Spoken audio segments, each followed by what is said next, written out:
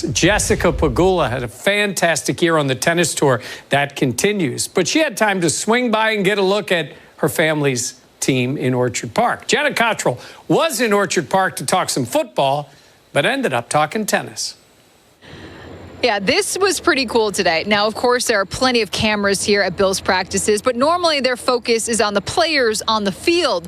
Today, one of those cameras' focus was on one of the Bills' owners, who happens to be one of the best tennis players in the world. It's kind of fun to be able to just tie two totally different sides of my life together in a really cool way. Yeah, that's Jessica Pegula. She's about to be featured on Netflix's show Breakpoint, which follows the top tennis players in the world. And that seals it for Jessica Pegula. It's always really cool. Like, I love sports. I love learning about other athletes, other sports, their processes, and how they handle things. So to me, it's really fun to come out and watch a practice. Yeah, she wanted to take some time to watch her team in person, but she's always cheering on the Bills and trying to get her fellow players on the tour to do the same. Some of them don't know football, and I'm like, okay, great, you're a Bills fan. I'm like, you're going to root for this team. I know you don't know where it is or how to play or anything, but yeah, that's what's going to happen. And they're like, okay.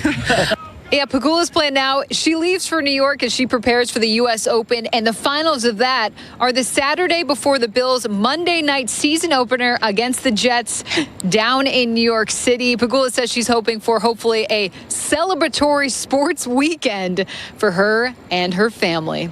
A member of a local band is opening up after she became paralyzed following a serious crash with her band on the Thruway last month. 13 WHAM Stephanie Joseph joins us now with more on Katie Ebert's recovery. Stephanie, good evening. Good evening, Matt. Katie Eberts is staying positive as she continues to go through rehab here in Rochester. She says the love she's received has motivated her to continue sharing her story in order to help others.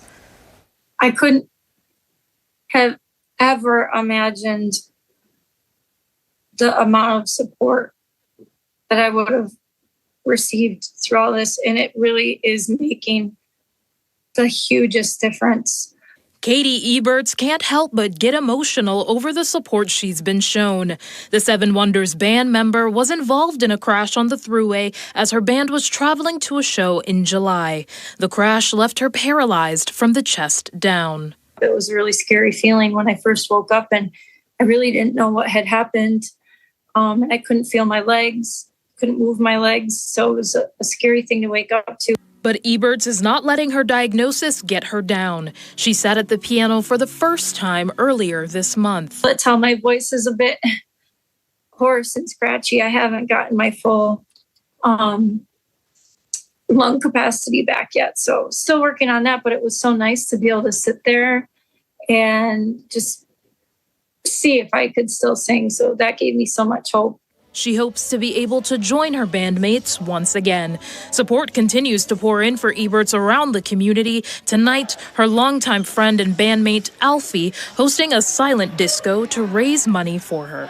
She's pushing everybody to help, and it's just, yeah, she's strong. She's the strongest human I've ever met. Eberts intends to keep sharing her story to inspire others. I can still have a really amazing life from a wheelchair.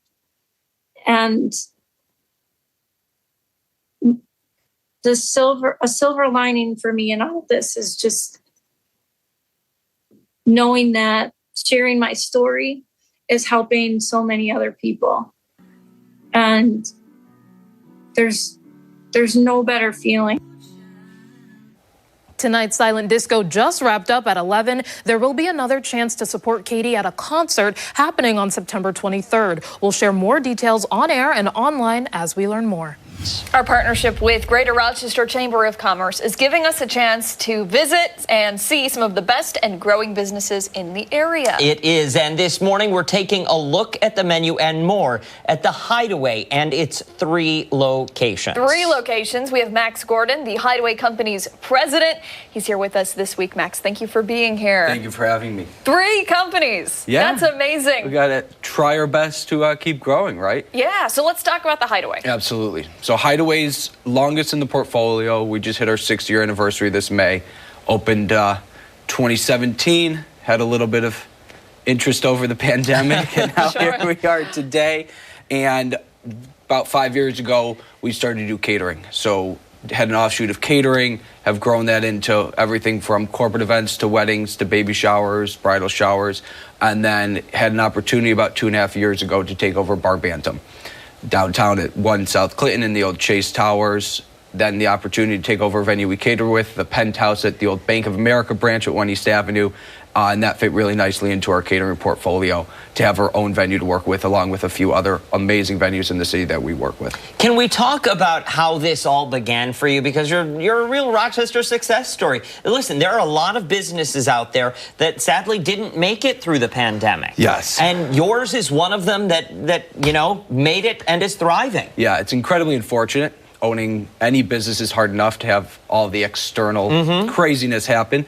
But it was definitely interesting. Grew up, born and raised in Rochester, worked at Black and Blues and JoJo's, had an opportunity to open actually the Blossom Road Pub in the North Whitton Village with a few other partners. Kind of came to an agreement with all of us that they would operate the bar, and then I took over Hogan's Hideaway and turned it into the Hideaway, and now here we are. It was an interesting few years, definitely. It was just, you have to continually look at the landscape and see what makes the most sense. We turned our kitchen window into a drive-through at one point. And then where can you continually grow? Where's the market heading? And right now it's heading towards more events, items like that. I'm sure that you, as a business owner and as somebody who manages businesses, you've probably grown so much in the past 6 years. Let's just take a look back and how have you grown? I think the biggest growth is knowing what you don't know. And so when we first opened, it was how much can you do yourself? How many hats can you wear? And then it's always hard growing into the point of trusting other people and admitting to yourself, I don't know these things. Hire somebody better than yourself. Yeah. And so we've grown into a phenomenal team. I've got a great business partner, great management team across the board that know way more than I do in their fields. And you just let them do what they're good at, and you focus on making sure they have the tools to succeed. Delegation is a true skill. It is. You've got to be willing to accept it all. It was a huge weakness for me for a while, right? Because you're giving up control. Sure. How do you do this? This is my baby. And it was a massive struggle. And that was probably the biggest single thing keeping us back from growth. And then you just bite the bullet, move forward, and you do it, and maybe you stumble. Maybe you hire the wrong person, but you have to keep persevering and then building the team, and that's how we were able to grow at the level we're growing now. And now catering. That's exciting, and probably a whole new beast. It's my favorite part of the business. Really? It is, because when somebody comes into the restaurant, I may have 5 or 10 minutes to talk to you before I'm ruining your night out. With catering, I'm going to most likely be talking to you over a year or months because it's further planned. So I get to know you, right? I get to meet you when you first started wedding planning and then see you in your dress and your tux on the big day. And there's nothing better than that. That's really incredible. All right, you talk about this with such love and such passion. With about 30 seconds left, where do you go from here? 5 minutes. Or 5 years, 5 years. 5 years from now, right now we're really focusing on catering. We want to be able to continue offering the services across the board. And I think then it's take a deep breath. I've got a 9-month-old at home, so I've got to thank my wife for taking care of him. And then it's what does the landscape need next? And that's really our driving force. Perfect.